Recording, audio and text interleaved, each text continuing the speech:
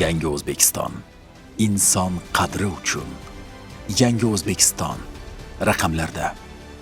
Millionlab taqdirlar, orzular va har yili dunyoga kelayotgan million yangi avlod.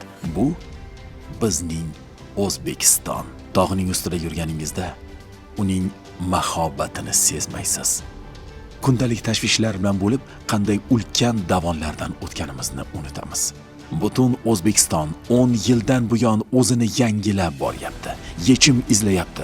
Orzudagi vatanni, orzudagi uyni, orzudagi oilani, hayotni qurish uchun mehnat qilmoqda. Nimalarga erishdik? Yaxshi ish, bog'cha, maktab, shifoxona, toza ichimlik suvi va ravon yo'l. Bularga iqtisodiyotni liberallashtirmasdan turib erishib bo'lmaydi. Avvalgi o'ta yopiq tashqi siyosat, o'ta kuchli nazoratdagi iqtisodiyot 10 yil ichida liberallashdi. Dollarning qora bozori tarixga aylandi. Investitsiyalar 6 milliarddan 37 milliard dollarga ko'tarildi. Biznes ochish 45 kundan 1 kunga tushirildi. Xususiy korxonalar 200 mingdan 465 mingga oshdi. 2017-yilda 4 mingdan ortiq mahallada birorta ham bolalar bog'chasi yo'q edi. Qamrov 27% dan oshmasdi. Bog'chalar hozir 40 mingdan oshib, Qamrov qariyb 80% ga yetdi. 513 ta yangi maktab qurildi. 750 ming yangi o'quvchi o'rni yaratildi. O'qituvchilar ish haqi 3 barobarga ortdi. 245 ming yosh xorijiy tilda B2 va undan yuqori sertifikatlarni qo'lga kiritdi. Yuqori ball sohiblariga imtihon xarajatlari davlat tomonidan qoplab beriladigan bo'ldi. Prezident va ixtisoslashtirilgan maktablari tizimi iqtidorli yoshlarni xalqaro standartlar asosida o'qitishda katta yangilik bo'ldi. So'nggi 6 yilda 70 dan ortiq nufuzli xalqaro olimpiadalarda o'quvchilarimiz 276 ta medallarni qo'lga kiritdi. IMO, IPHO, ICHO kabi fan olimpiadalarda o'zbek o'quvchilarining oltin va kumush medallari ta'limimizdagi chinakam sifat o'zgarishlarini dunyoga isbotlamoqda. Ayni vaqtda Garvard, Stanford, Oxford, MIT kabi dunyoning top 100 oliygohlarida 2000 o'zbek yoshlari tahsil olmoqda. Ularning aksariyatining ta'lim va yashash xarajatlari El-yurt umidi jamg'armasi tomonidan qoplab berilgan. Oliy ta'limga kirishda korrupsiyaga barham berildi. Qamrov 9% dan 49% ga ko'tarildi. Tarixda ilk marta 1,5 million talabaning 53% xotin-qizlar. Tibbiyotga ajratilayotgan mablag'lar 6 karra oshirildi. Onalar o'limi 2 barobarga kamaydi. O'rtacha umr ko'rish 75,1 yoshga yetdi. Xususiy klinikalar soni 9 mingdan oshdi. Insonning eng birinchi ehtiyoji toza suv.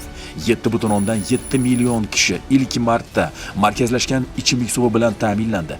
Hech qachon suv bormagan qishloqlarga toza suv yetib bordi. 128 ming kilometr yo'l qurildi, ta'mirlandi.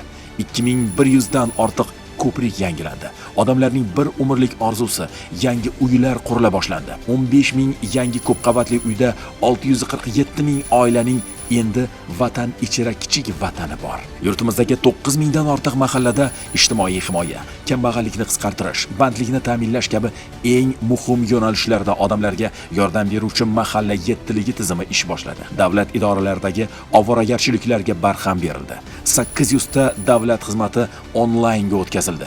IT xizmatlar eksporti 6 million dollardan 1 milliard dollarga oshdi. Tasavvur qilyapsizmi? Bu 166 baravarga oshdi degani. 1 million o'zbek dasturchisi va 5 million sun'iy intellekt yetakchilari loyihasi bo'yicha 1 million 67 ming o'quvchi xalqaro bitiruvchi sertifikatiga ega bo'ldi. Qishloq xo'jaligiga ilm kirib keldi. Paxta yakka hokimligiga va uning ortidagi majburiy mehnatga barham berildi. Xalqaro bozorda o'zbek paxtasi boykoti bekor bo'ldi. 25 yil davomida faqat 300 ga yaqin kishi sudda oqlangandi. Keyingi yillarda 6 mingdan ziyod fuqaro oqlovga erishdi. Propiska va avir cheklovlari bekor qilindi.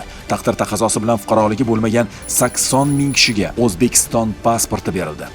Javohir Sindarov va Nodirbek Abdusattorov kabi grossmeysterlarimiz o'zlarining uzluksiz g'alabalari bilan intellektual sohada ham o'zbek yoshlari tengsiz ekanini isbotlashmoqda. Boks, dzyudo, shaxmat kabi sport turlarida o'zbek brendi yaratildi. Parij olimpiadasida 8 ta oltin, 13 ta medal mamlakat tarixidagi eng katta natija bo'ldi. O'zbekiston futbol terma jamoasi tarixda ilk bor jahon chempionatiga chiqdi. Ma'naviy ma'rifiy sohada ham yangi O'zbekistonning yangi qiyofasi shakllanmoqda. Mamlakat taraqqiyotining muhim ustuni sifatida milliy tiklanishdan milliy yuksalish sari g'oyasi ilgari surilib, yangi O'zbekistonni barpo etish va 3-renessans poydevorini yaratish davlat siyosatining ustuvor yo'nalishiga aylandi. Ma'naviy ma'rifiy ishlar eng quyi bo'g'in mahallalargacha yetkazilib, milliy qadriyatlar va boy ilmiy ma'naviy merosni asrab-avaylashga alohida e'tibor qaratildi. Prezident tashabbusi bilan Toshkent shahrida barpo etilgan Islom sivilizatsiyasi markazi, Samarqandda qayta bunyod etilgan Imom Buxoriy majmuasi hamda Termiz shahrida faoliyat yuritayotgan Imom Termiziy xalqaro ilmiy tadqiqot markazi buyuk ajdodlarimiz merosini chuqur o'rganish, uni xalqaro miqyosda targ'ib qilish va yosh avlodni ilm, ma'rifat, bag'rikenglik hamda vatanparvarlik ruhida tarbiyalashga xizmat qilayotgan nufuzli ilmiy ma'rifiy maskanlarga aylanmoqda. Bu islohotlar yangi O'zbekiston taraqqiyoti, iqtisodiy yuksalish bilan bir qatorda milliy o'zligini mustahkamlashga ham tayanayotganini yaqqol namoyon etmoqda. Tashqi siyosatda tarixiy voqealar ko'p bo'ldi. Qo'shni mamlakatlar bilan aloqalar mutlaqo yaxshilandi, xalqlar o'rtasida bordi-keldi, savdo-sotiq, turizm tiklandi. Dunyo yetakchilari O'zbekiston va uning kelajagiga katta ishonch bilan qaramoqda. Va endi yangi orzu, yangi davon. Davlatimiz rahbari tashabbusi bilan 2028-yilda Mirzo Ulug'bek nomidagi milliy ilmiy sun'iy yo'ldosh koinotga uchiriladi. Birinchi o'zbek fazogiri tayyorlanadi. Bu tibbiyot, genetika va materialshunoslik sohalarida noyob tadqiqotlar o'tkazish, milliy g'ururimizni yuksaltirish va yurtimizni kosmik davlatlar qatoriga olib chiqish uchun tashlangan tarixiy qadamdir. Islohotlarni faqat raqamda ko'rsatish ilojsiz. O'zbekiston bosib o'tayotgan bu davon qariyb 40 millionlik xalqning armonlari va kelajak orzulariga tutashgan yo'l. Bularning bari O'zbekiston prezidentining inson qadrini yuksaltirish yo'lidagi qat'iy irodasi mahsulidir. Orzudagi yangi O'zbekistonni qurishda har birimiz uzilmas halqa, muhim ishtirokchimiz. Boshqacha bo'lishi mumkin emas. Vatan taqdiri bu bizning taqdirimiz.